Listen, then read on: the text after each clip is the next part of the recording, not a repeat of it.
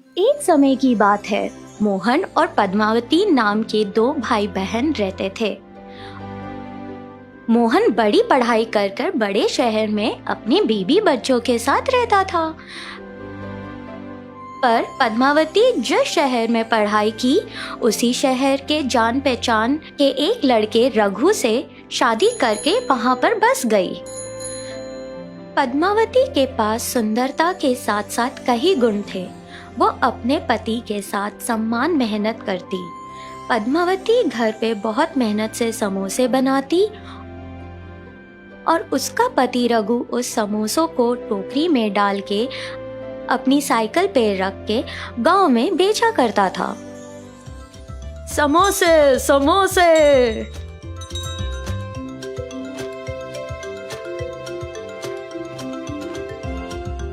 उन समोसों से कमाए हुए पैसे रघु घर लेकर आता था।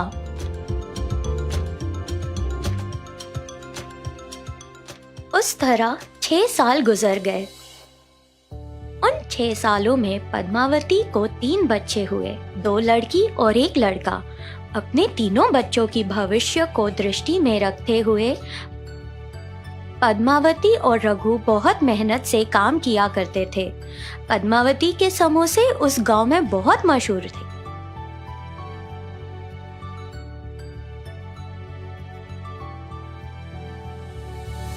एक दिन पद्मावती का भाई मोहन पद्मावती के पूरे परिवार से मिलने शहर से गांव आया। बहन, और कितने दिन यहाँ रहोगी? शहर आकर यहाँ करने वाली समोसे का धंधा वहाँ कर लो ना। इसी दौरान रघु घर पर आया तो मोहन ने भी उसे यही बात दोहरा कर बोला, जिस जगह पर बहुत ज्यादा लोग नौकरी करने आते हैं वहां पर अपने समोसे का धंधा शुरू करो। मैं जहां नौकरी करने जाता हूँ, हर सुबह मेरे साथ आके साइकिल पे समोसे बेचो। जैसे मोहन ने कहा उसी तरह रघु शहर चला गया। मोहन के घर के बाजू में ही एक छोटा सा घर किराए पे लेकर वो लोग वहां रहने लगे। बिल्कुल गांव के जैसे यहाँ भी पद्मावती समोसे बनाती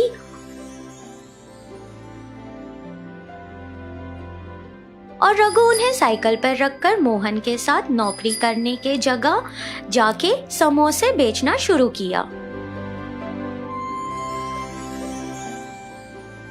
हर दिन मोहन नौकरी पे जाता और पैसे कमा कर लेकर आता।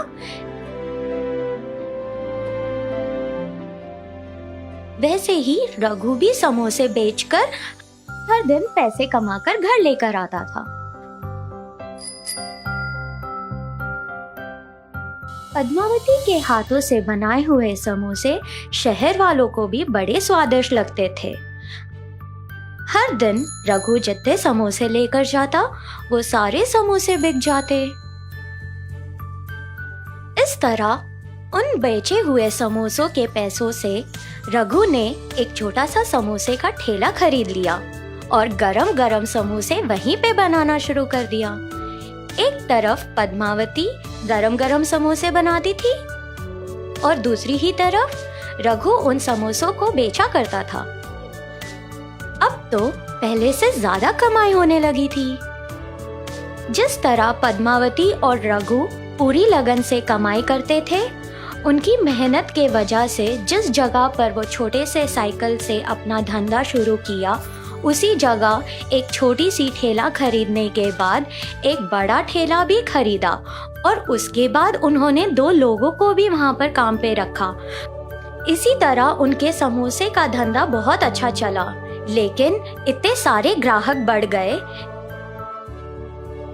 कि समोसे खत्म होने की वजह से उनमें से काफी ग्राहक निराश होकर वहां से लौटने लगे। पद्मावती और रघु के दिन रात के मेहनत के वजह से अब वो जगह समोसा सेंटर के नाम से मशहूर होने लगी। कुछ दिनों के बाद उन्होंने 10 और काम करने वालों को रख लिया, साथ ही साथ 30 ग्राहकों के बैठने के लायक जगह भी बना ली दुकान में। जैसे समय बीतता गया वैसे पद्मावती के भी बच्चे बड़े होने लगे। मोहन भी रघु के जैसे बढ़ता गया और अच्छी आमदनी कमाने लगा। एक दिन नौकरी खत्म करके मोहन घर लौट जा रहा था। तभी उसने पद्मावती और रघु का समोसा सेंटर देखा और वहां गया। मेरी दी हुई सलाह के वजह से ही तुम लोग इतनी सफलता पाए हो। मैं तुम लोगों को एक और सलाह देता हूँ, सुनो। वो क्या सलाह है भैया? मैं 10 सालों से देख रहा हूँ रघु इतने सारे लोगों को समोसा सेंटर में संभालता है। उसे देखकर मैं आश्चर्यचकित हूँ। रघु मैनेजर के पोस्ट के लिए एकदम सही रहेगा। मेरे जैसा बड़ा जॉब, मेरे जैसा बड़ा नाम, अगर काम पसंद आए तो इनाम। यहाँ हर दिन रघु अपने हुनर और समय को बर्बाद कर रहा है। ये क्या भैया? हम सोच रहे थे आपके काम से हमारा काम बहुत ज्यादा बेहतर है। ऐसा क्यों? क्योंकि 10 साल पहले एक साइकिल स्टैंड के ऊपर एक छोटी सी टोकरी के अंदर हम समोसे बेचा करते थे। उसी दौरान आपकी भी नौकरी लगी थी। लेकिन उस दिनों हम रोज 800 रुपए कमाया करते थे और आपकी महीने की तनख्वाह 10,000 थी। इन 10 सालों में बहुत कुछ बदल गया है। अब हम एक बहुत बड़े समोसे की दुकान के मालिक हैं। इस पूरे एरिया में बहुत मशहूर है। आप इन 10 सालों में मैनेजर बने, जिसके वजह से आपकी महीने की तनख्वाह 1 लाख हो गई है और हमारी 1 लाख से भी ज्यादा आमदनी है। हमने अपने बच्चों के भविष्य के लिए जो भी किया सब सही किया भैया। भविष्य के लिए? वो कैसे? हमने बहुत कम पैसों से अपना धंधा शुरू किया था। हमारे बच्चों को हमने जिस तरह मेहनत की उस तरह मेहनत की जरूरत नहीं है। एक दिन मेरा बेटा इस समोसे का ध्यान रखेगा और संभालेगा, पूरी तरह से बने हुए बिजनेस को आगे बढ़ाएगा। आपके बच्चों को वापस शुरुआत से मेहनत करनी पड़ेगी। हमारी तरह आपके बच्चे सीधे आपके दर्जे पर नहीं बैठ सकते।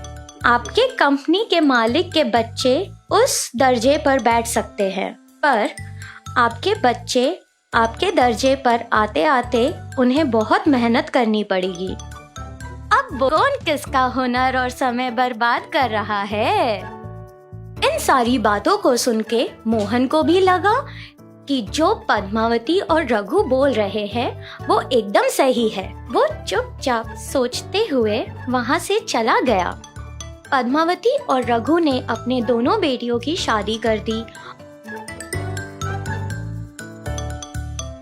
और अपने बेटे को समोसा सेंटर का धंधा सौंप दिया।